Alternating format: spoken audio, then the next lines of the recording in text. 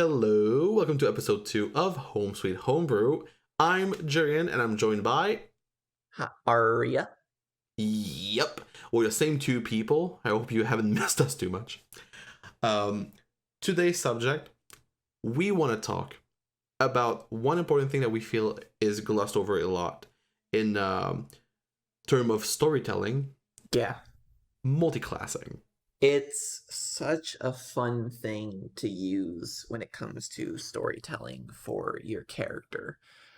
Having a character that learns peace within themselves and that's why they gain their levels in monk, or a character that finds the power and the solace in having a god, and they gain a level in paladin or cleric. I think that that's very, very interesting to tell in role play as a player and how that is.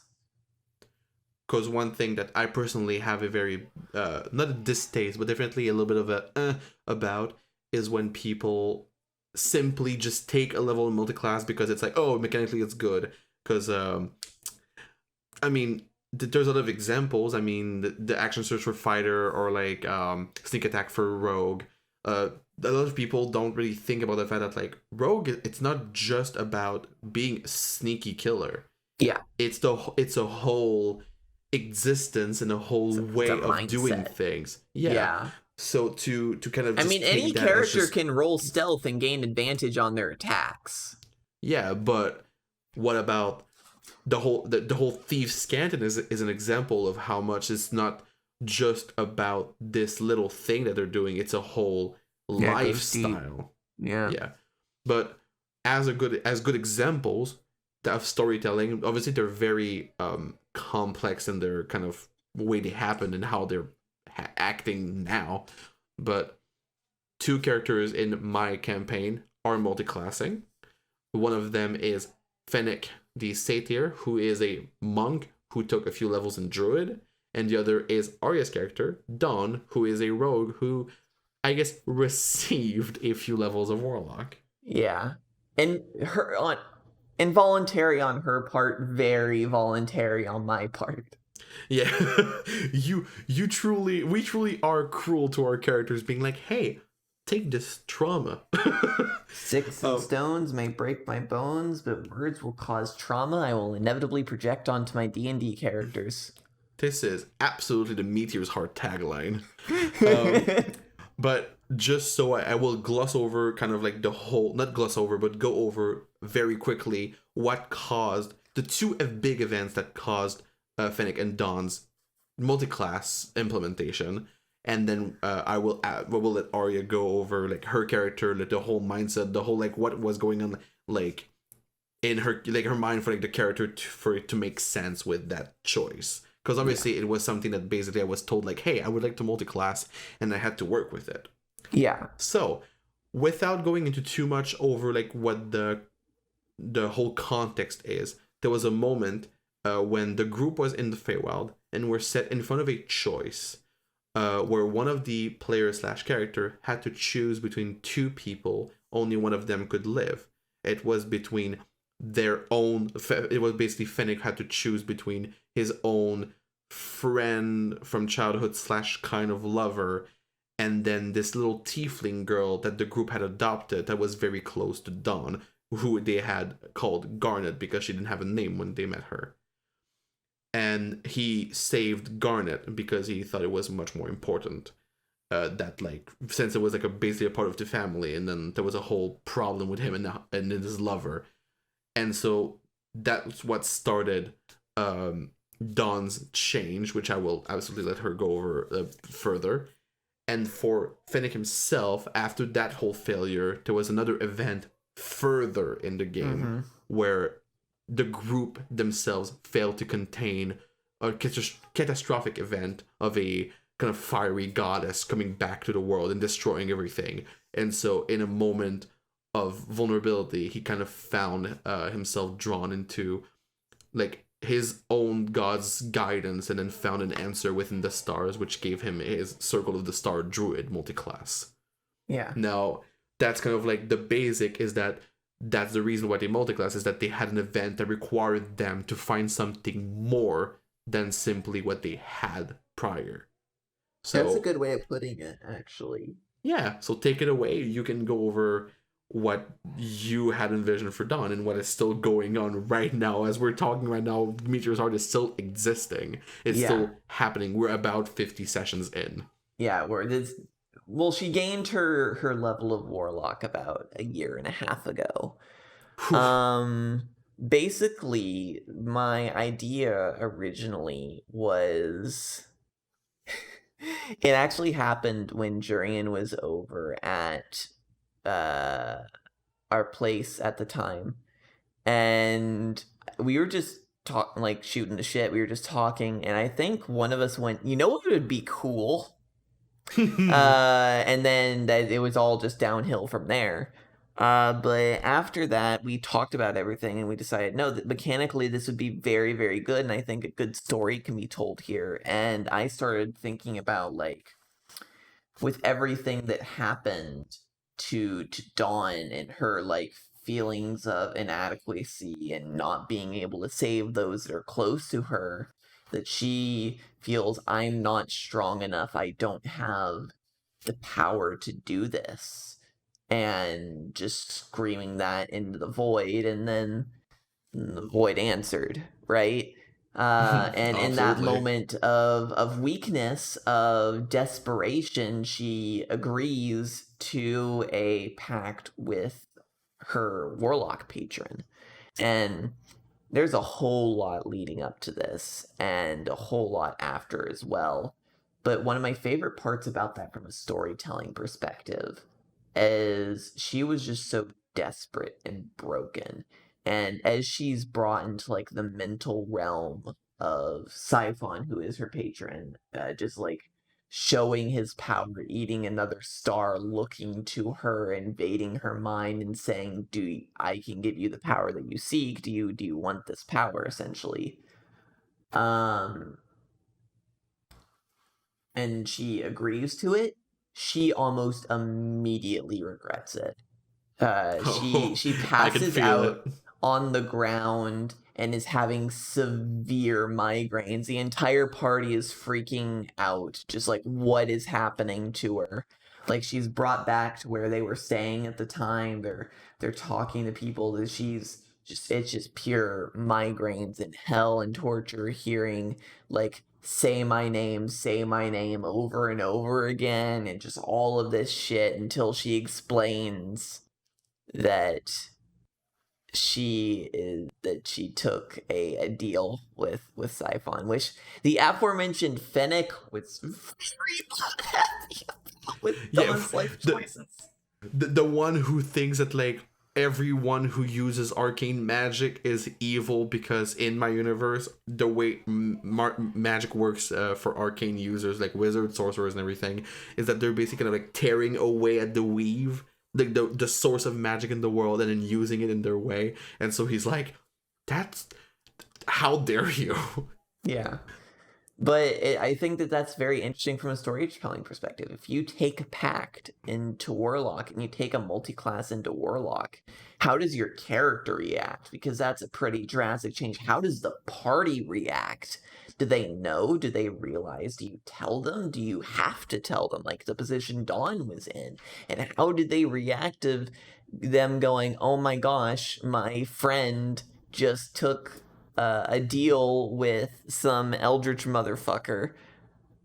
How does this affect? And, like, how does what the patron is affect that? That's a good thing. Is, like, would the party react differently if she took a patron with a celestial, with a fae, with a demon, with some, like, an elemental, like, genie, like in that new UA? Like, how would your patron affect that? And I think that's interesting. The same way that, just like, if you took multiclassed into cleric, for example, how would your party react if you were cleric of the goddess of death? How would they react if you were cleric of the goddess of the storms? Right?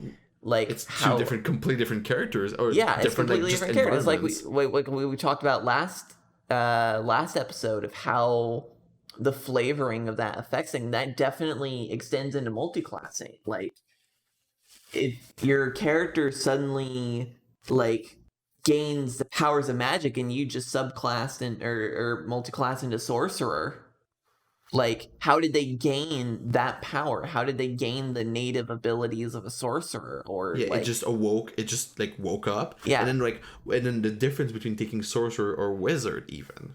yeah. With a Or wizard, your character can be like, I've seen the powers of magic. I'm going to devote part of my life to study that and learn this power. And then your ranger gains some levels in wizard. oh, that is a very interesting combination. Yeah, But it's and even as simple as like obviously fighter being the basic one of the, it's like fighters usually yeah, through multiclass or subclasses don't really have a gigantic change. It's more about the character. But yeah, like as simple as why does the rogue suddenly being like, I refuse to just be someone who cloaks himself in shadow. I want to as use what I've learned in my life. Maybe like I was an urchin before and I've learned to like survive by being sneaky and lying and everything, but now I want to be more than that. I will use what I've learned, but I will also strike at my enemies face like front directly, and I'm also a fighter. yeah. I think that's really, really neat how you can flavor all of that for Yeah, sure. but it's not as simple as simply being like, well, my character's a ranger, but also a fighter because stats are good. It's such a There's waste of an nothing wrong with that opportunity. if that's the Oh, kind of game you're obviously, running. We're it, just saying you can do a lot with the concept that we feel is pretty yeah, underdeveloped. we're basically talking. It's kind of a waste when it comes to storytelling. Yeah. Like obviously, everything we say in here, it's not about like, if you don't do that, you're an idiot. Like Yeah, like we are if you two enjoy idiots. the wargaming side of D&D and you're trying to make a character that just like abuses like how strong multiclassing is in 5e, like all power to you. We're just Listen, directly talking about the storytelling aspect of what you can do with like it. min maxers, still love you, but absolutely, I mean, in terms of like realistically, you at least two of your players, me included, are definitely on the min max side of things. which has nothing wrong as long as you Oh my gosh, it's both of us that oh multiclassed. absolutely. Both of the people in your campaign that multiclass are like the closest to min maxers in your group. Yeah, Oh and shit. the only one who didn't need the multi-class died in a fiery rage. Yeah, So died. Yeah, the thing that Fennec oops. dealt with. Oops. Oops. Oops. But so yeah, multi-classing, it's like, so yeah, it's like it's not a necessity, but if you have like telling a story, because I always call D&D co-op storytelling, if you have at heart that you want to create something that's like a nice story and a character that makes sense and it has like an arc, and obviously the character arcs is a gigantic subject, but multi-class is a simple part of it. It's Yeah. when you need to think about the reasons, the explanation, and the justification for why your character would even try to devote themselves to what seems to be a completely different path. And that's why you start level 1. It's not as simple as like, I'm a fighter cleric level 7.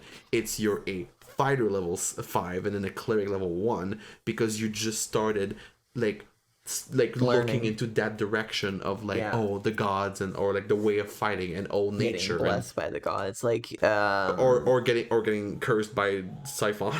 yeah, I think it's an interesting part of looking at that is like, what caused your character to take that in the first place? We touched on it at the beginning, talking about Dawn and Finnick, but just like, was there some like character pivoting moment that they had where they have the moment of like they're touched by a follower of a god and it inspires them to take up the mantle of their name and they become partly paladin, or they're deeply betrayed by someone and they're hurt to a deep level and they want to get back at them and they start taking like more sinister ways of approaching things and become like a rogue with the goal of like like being subclass assassin or something like that.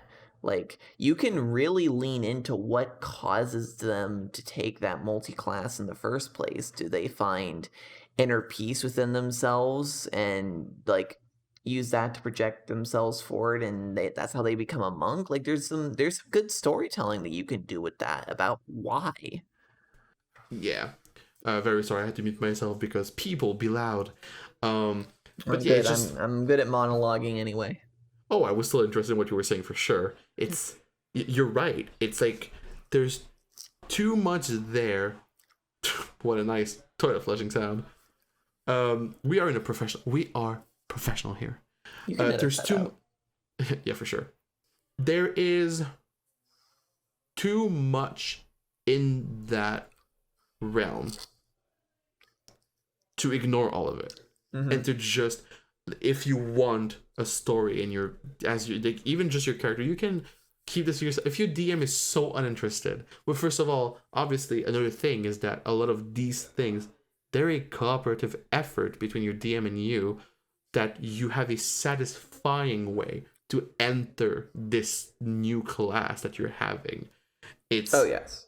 it's not as simple as like I picked up a sword and became a fighter. Like, where did you learn it, and how Why did long? you Like, learn it? Yeah. and like who taught it to you? Because Did anyone obviously, teach it to you? Did you become self-taught? Like, yeah, sorcerer would probably be self-taught because that's kind of like the yeah, you don't essence get of to the learn that. class. It's just suddenly just like, oh, I can cast I can Yeah, cast which fire exactly. now.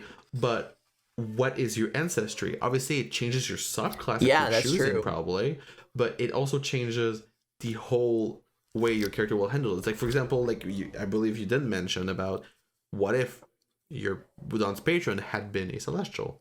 That'd be Yeah. like that's a huge shift because Massive difference. it would have been a blessing. Everyone would have been like, that's so nice because your energy would have been divine in nature. Mm-hmm. But not currently. It's more of a this thing I don't fully understand. And it's Hungry like bastard. I don't know what that is. I don't know why did I get chosen. And now it's actively messing with Hungry the bastard. character. Because like now Don has been physically affected several Yeah. times by this creature, and not just as a migraine because that fucker Yeah, really no, wants you it's to reached a save. point recently where she when she died, like died and had to get revivified by our cleric, and when she died, while she was dead and being revived, she was taken by Siphon as, you're dying, I get part of you whether you're getting revived or not, and I'm paraphrasing obviously, and Siphon stole her heartbeat, like her very heartbeat, as part of her soul, and stole it back for himself. And like, she already wasn't like a fan before, and she felt like she kind of got manipulated into it, but now she's like actively trying to get out of her pact for that reason. Like, you can, if you're playing like a vindictive ass patron for your warlock, don't be afraid. Just like, oh, your character's dead, well, they're owed some of you, you agreed to it. Yeah, it's like there's consequences for your choices and actions. Obviously, Warlock, multiclassing Warlock or taking Warlock as a class, it should almost be its own category Oh, because yeah. it's such a intensely different. Even Cleric is so insanely different because Cleric is as simple as like the god did choose you to be its vessel, I think but it's fair to say that it's not really that the Cleric didn't really choose to be the vessel, and like it's a whole like different thing. But Warlock, yeah. God Warlock needs, if you multi-class Warlock, there needs to be some reason. It can't just be Yeah. suddenly a fiend appears and tells you, here is powers, now set fire to shit. Yeah. No, I think it's fair to say that Warlock is the most like story enabling class to dip into for that reason. But even beyond things is like, oh, you're getting the power from like a god or a sorcerer. I think going back to the example of wizard, it just like, Mm-hmm. your character has seen the power that magic gives. Maybe they're around a bunch of native magic users like clerics or sorcerers or the like, or and they decided, I've seen the power of magic, I'm going to study this, I want to learn how want powerful it. this is, and they spend an active amount of time like devoting their craft to this and then become a wizard just from like the effort of like I've seen the power of magic. And then you have like a cool character, it's just like, oh yeah, I am a ranger wizard or a fighter wizard because I've seen the power of magic and I want to mix that together into my general game plan. And another thing with that is like, it's gonna feel so much more satisfying for yourself to be like, yeah, not only did I as a player work really hard for this by like, fighting monsters and leveling up, but my character also really had a full moment or several moments Yeah. to feel like it is a fully fleshed, like I like everyone, I can tell you right now, I'm pretty sure everyone who's ever been like really working hard on their characters feels so proud or feels so like disappointed when like, oh, I could have done so much better with this character. Yeah. Oh my gosh, it's tragic. I can tell you, I could list them out, like the number of characters I'm so like, why did I do this with this character? It would have been so much better this other way. The next episode is about regrets. Yeah. And that's what headcanon's for, everyone. Oh yeah, just lie to yourself for a few hours about how much your character totally didn't fuck it up. But yeah, it's gonna feel much more satisfying if you really take that as an important point for you to feel happy about your D&D story. Yeah. I think it's also interesting, like I'm just gonna propose a thing, like Do it. how you can have that become the duality of a character and have it be a negative thing, not just warlock, because there are other options to do that too. So say you have a fighter, and as the story goes on, they're experiencing like loss, and it's become like a running theme that the character is experiencing, and they start like changing as a person and start getting more frustrated, more angry, and they start relying more on their anger as their strength, and they're like dealing with that day in and day out, and their anger is starting to become their motivator for their fight, and they're pushing and they're fighting, and you have a multiclass and a barbarian.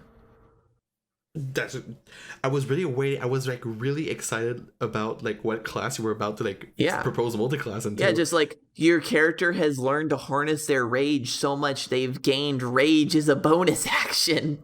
Oh jeez.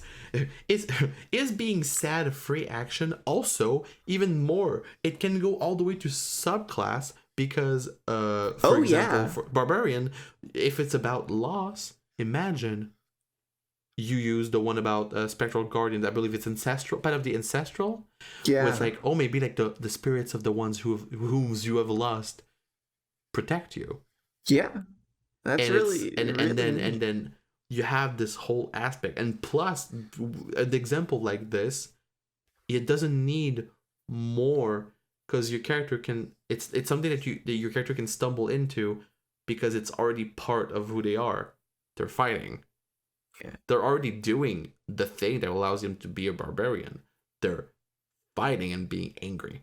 Yeah. While obviously it's obviously two camps, but like it's either like a character that makes sense that it's already like I've just been doing this and so I take a level into it, or it's gonna be a good example would be in a campaign when I'm a player, one of her like I believe there's only one multi-class and it's a fighter arc and archer with a pretty cool rogue. And because the whole character is kind of like, it's basically a very different way of doing a ranger. Yeah. He's basically a magical ranger because he's doing like rogue and fighter stuff. Oops, it's because ranger sucks in 5e. Can I get an R in the chat for ranger? Well, we'll talk about that when we get Matt on the podcast. Oh, absolutely. There's gonna be an episode where we're just like really going at it about... Well, no, I think we could have an episode in the future where we talk about homebrew specifically with Ranger and that in 5e. My God, fun. Yes. This podcast, Homes with Homebrew, absolutely would have to do with a lot of homebrew. Of course. And speaking of, I think it's really interesting when you can come to your DM and say, hey, I found this online, and I think it would be perfect to add to my character in a multi-class, or I thought of this idea. Can you help workshop this with me and bring this into the game? Because I think it'll be perfect for my character, either story-wise or mechanically, because that's actually something you and I did. Yeah, actually, my God, I was about to be like, yes, this.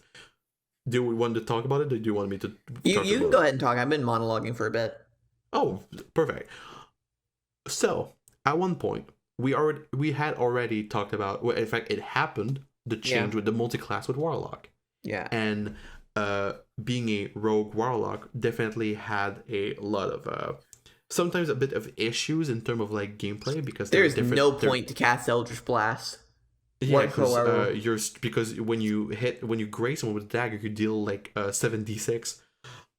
So there was a moment where like, hey, why wouldn't there be a nice spell or something that will allow for a nice mix between a spellcasting class and a rogue that isn't just arcane trickster? Mm-hmm. And it ended up becoming a spell that we called Blade Recall, which is about throwing dagger and pulling them back to the caster, dealing damage in their way. Yeah. If you played And League of that's all Legends, it's like homebrew. Zaya. Oh, nice tie-in, nice reference. But yeah, the character Xayah basically throws feathers and then recalls them to her, and so that was kind of like the idea at first, and then it's homebrew. Obviously, I know some people, a lot of people in D&D, hate homebrew because homebrew is very difficult to either make work or Balance. balance. Yeah. Oh, balance a huge issue Balance is a big for some one. people, but it made a nice tie-in between the two where the multiclass now is definitely stronger. It's not OP. I It would consider it to also be just good. part of it is also Dawn just got better at using her abilities and channeling them to a more fine point. Because I know when I talked about this with you, Dawn was level 2 warlock still. Yep. And this spell could not be a level 1 spell. It had to be a level 2 spell. Absolutely.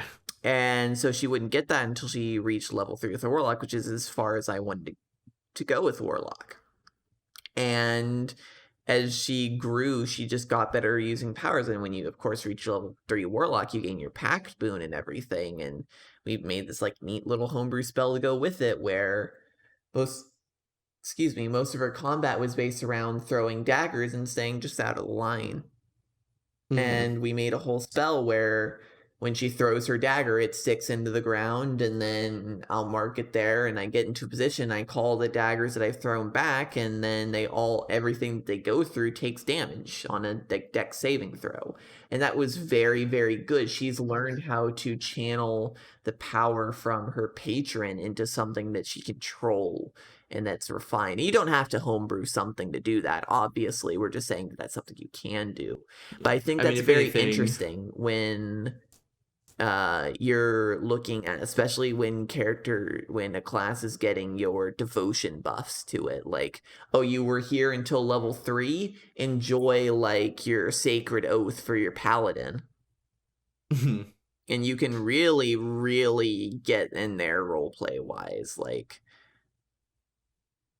if your character reaches like level 3 of rogue and gets to choose their roguish archetype, if they became an assassin because they were that devoted to whatever pushed them to become a rogue in the first place, and now your ranger has a vendetta to settle, right? oh yeah, that's definitely. It's. I love how like multi-class, especially when you take enough levels that you actually get both subclasses, and now you have to like tie them in together. That's really fun. It's like, oh yeah, I'm a bard of Fey stuff. That's bad when I suddenly become a warlock of fiend. I'm pretty sure the Fays who taught me that music The ain't holy gonna be too war, happy about that. the holy war within. You have to make a crusade to your own self. Bard is probably the hardest thing to multi-class for. Now that I'm thinking about it. Think barbarian. I Or paladin maybe. bard barbarian. That'd be. Barbarian. I think the hardest one would probably be bard rogue. Actually, bard rogue is pretty good. Actually, yeah. Now that I said that out loud, I'm just like, wait, no, that's actually cool. We have to copyright this. We'll be right back. Welcome back. To after the break, we just put out no one with trademark on Barbarian, even though it definitely was done before. So no one used it. Thank you. Yeah. We'll be in touch if you do. Sorry about that. You'll be hearing from our lawyers, motherfucker. Oh God, I hope you do that. I hope you do that voice the entire time we're in court. So basically what I'm saying is when you're making a character D&D and you have a multiclassing, why are they choosing that multiclass over another multiclass? All of the viewership is gone.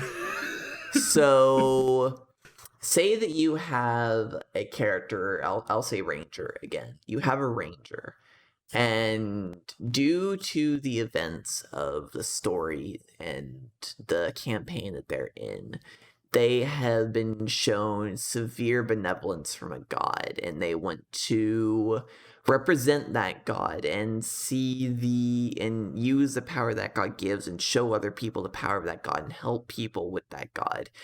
Why should your character take paladin or cleric? Mm-hmm. Which one would they choose in that scenario, and why? And I think that's important to talk about with your character. So say you're a character and that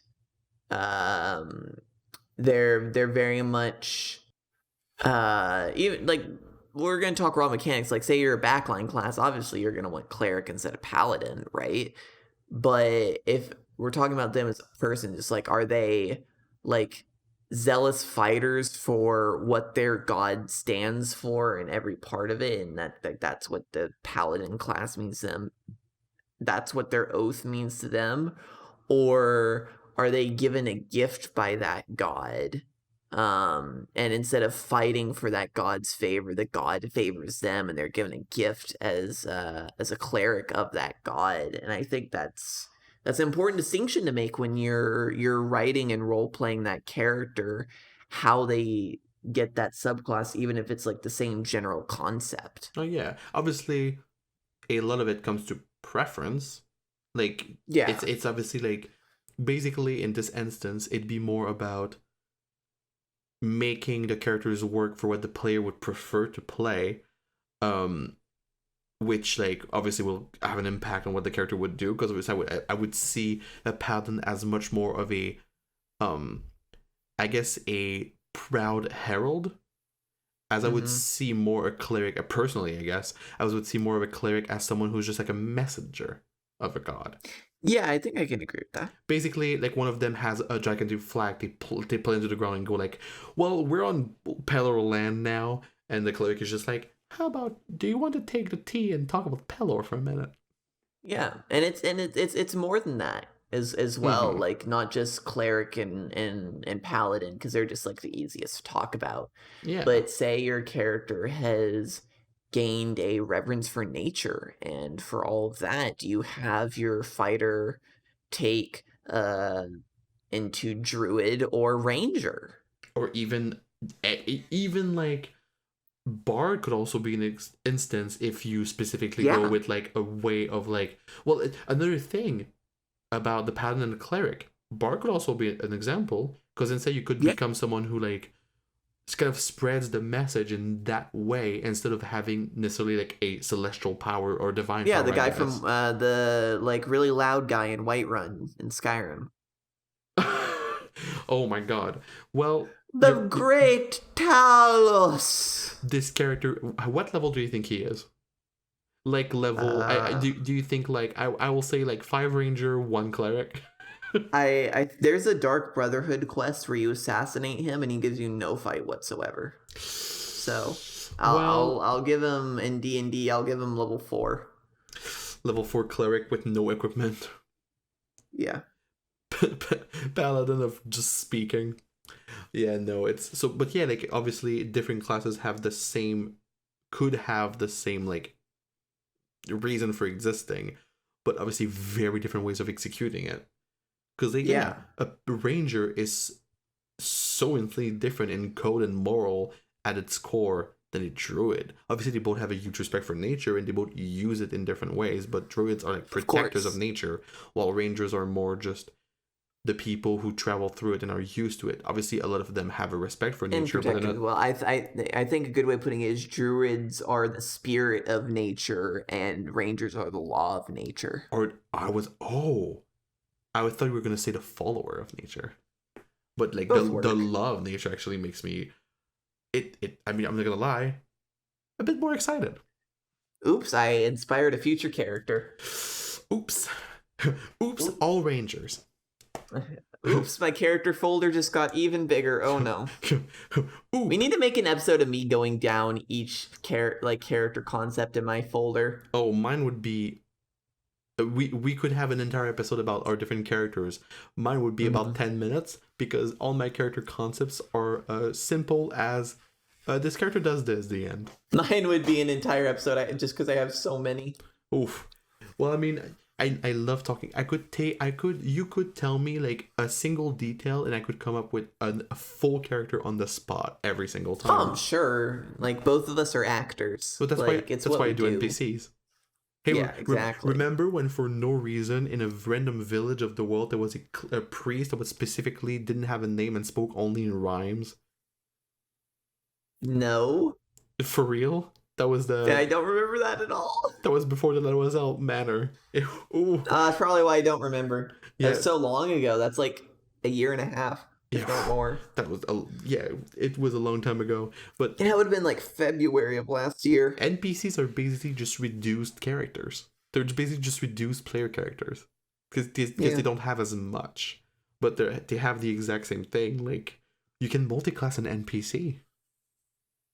That's a pretty interesting thing. Like you can. Because NPCs are usually so one-dimensional. But then suddenly you just go like, hey, this NPC is a cleric, also a wizard. I think it'd be cool if you just like spring that on your characters. Like there's a recurring NPC in your game and you see them changing over the course of the game too, and they gain other classes as well. I would adore an NPC you see every time and they're a bard, but they have one level of every other class and every time you meet them they're trying to do something new. It's like the worst character. Timothy, what the hell are you doing? And they're just like worried. Well, I made pacts with 3 separate gods and eldritch beings each. Yeah. Have you ever like I'm currently in a war between Salona, the Archfey, and Balrog. Yeah, so I'm thinking I'm gonna go to Saloon and become a paladin. Maybe that'll help sort that. Every time they have one more class, but they're always bard and then something else. But every time they lose, like they're not rogue anymore. Now they're paladin. No, I'm just thinking of them not even losing the other class. Like they're just gaining one of each every single time. They just become they're like level 20 of it, but they have like 20 classes.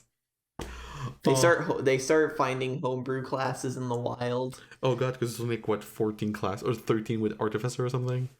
Yeah, like, and you had like Blood Hunter, Soulbinder, Witch. God, there's like 3 different kinds of witches. Oh gosh, that's a whole episode on its own, talking about different witch homebrew. Yep. I'm pretty sure when you start doing homebrew, your prerequisite for being a known homebrewer is that you have to make a witch homebrew class. You have to make a witch. Them's the rules. And they always have to do something with spirits. It's needed. Yep. Bonus points if they have a familiar. Yeah. I that's a whole other thing, but I think it's... I love this NPC that we just made. I think that, like, even I think that is important. You can do triple multi-class and have it be viable. Oh yeah, we didn't really speak about... We spoke as it like only 2 classes. But yeah, you could actually do infinite. I have no experience in it personally, but like it's a thing that you can do. You'd make a unique character, and you'd also have to know that that your character is you're gonna make it to the high levels. If you're making a character that's not gonna reach at least like level 16, triple classing just sounds like a nightmare. Well, it mostly sounds basically you're going to be stuck at some point because you won't be able to do enough. Like you'll basically be like, I do like about half the damage of everyone, and narrative clusterfuck. Yeah, and also I may have a lot of features, but they're weak. So instead of having a very strong character, you have a very versatile character, which could be good, but also triple multiclass dangerous. Yeah, so that's kind of why we're not going into it. Yeah, also because we have literally no experience, and like, I mean, not that we have any experience in anything, we're just two idiots talking, but also... I mean, you have a reasonable experience. You've been dungeon mastering for like almost 2 years. I mean, for Meteor's Heart, for sure. The first time I DM I was 14, and it was one session, it sucked. Yeah. But I would say, like, seriously DMing for a group that was interested in having a story, Meteor's Heart. Yeah, so like 2 years. Yup. It's going to be 2 years next February. Yeah. So it's 1 year and a half. I'm proud. I'm not sure there's actually much more ground to cover on this topic unless you have any more that you want to go into. Well, I guess it depends. I mean, for the whole multiclassing, I feel like we kind of went over everything because you need to have like a reason and like how you do it. Yeah, and just like how does your character react to it? What makes them do this? How do they do this? Yeah. Personally, one thing I would just like to mention, even though it's not necessarily about storytelling, we just kind of mentioned it with but like triple classing. People who multiclass and then immediately complain that their characters are not as strong. Oh no. Oh, it is a known fact that if you multiclass, you will be later than other people in terms of like strength. And it seems like a lot of people don't realize a little bit of like raw power for a little bit more versatility. That's what you get. And it's also kind of like the explanation for it is that, I mean, they actually explain it in the 3.5 book. They actually straight up say it's because you're splitting your energy to learning different things at the same time. Yeah. If you're trying to learn multiple hobbies at the same time, you're gonna learn both of them slower. Yeah. So like that's kind of like the explanation. Like you have to like. It's basically literally splitting your character in two, but they're the same character. So it's not only do you have to explain unless you're a soul binder, then you can just split them in two and go pack to the twin. But soul binder is cool. My favorite class. If oh my god, if the person who created the soul binder class listens to this podcast, I love you. Immediately the person sends me a restraining order. But yeah, so I'd get one before you. Please, is it a competition? No. I'd win. Listen, every Friday and Saturday I send an email to that person being like, hey, can there be a musical about a soul binder? Can I play every role? Can we have you on our podcast? Oh. With we just invite this person who we do not know at all to talk about their own class. Yeah. Please. I'm absolutely messaging them, whoever they are. Please do not. I mean, in the future. Maybe. Who knows? But that'll be kind of interesting. But yeah, multiclass wise is just just to finish up the point, it's that we've been talking a lot about how you explain your multiclass in terms of what your character does with their new class. But then what happens to their old class is something that's why we kind of like talked about with the whole like the Blade Recall spell that we homebrewed together. But it's also like you have to kind of go, oh yeah, I guess my character now has a very different relationship with their kind of technique. Like I was a ranger. What does being a wizard change about that thing I did before? You kind of give it up a little bit to explore. Like I was a druid and now somehow I'm also a wizard, which means I explore a very different kind of magic. Does that influence how I felt before about being a druid? You're essentially within the rules of the game making your own new class. How do those two mix and blend together? And how does that affect your player character? You're making the most delicious of story smoothies. Story Smoothie would also have been a good name for the podcast. That would have been a good name for a storytelling like smoothie bar, where like every smoothie has a story by itself. Of like, oh yes, yes, and the floor is made of floor, Jurian. Congratulations. Story Smoothie, storytelling smoothie bar. Listen here, I'm being called out. I'm gonna multiclass into shameful. Would you like to hear man. that the color white is also made of white? It's made of light, depending on where. Multiclassing, folks. Yeah, I think we've clearly said everything that we need to say now that we're derailing like this. Yeah, but I mean, if anyone tells us that us derailing is good, I guess we'll listen to them without wanting to. Well, I know, like, well, that's part of podcast, but what I'm saying is, I think our episode here is coming to a close. I hate endings. Thank you for giving us a listen to episode 2 and our ramblings of how multiclass can affect your character in a story sense. So I'm Jurian artist, multiclass smoothie bar, and here's Aria. Gosh, what? Oh gosh, what multiclass am I? Furry / Twitter video whore. editor. Oh yes, Twitter whore. Okay, sure, I'll take that one. All right, good ending to this podcast. Well, bye. Bye.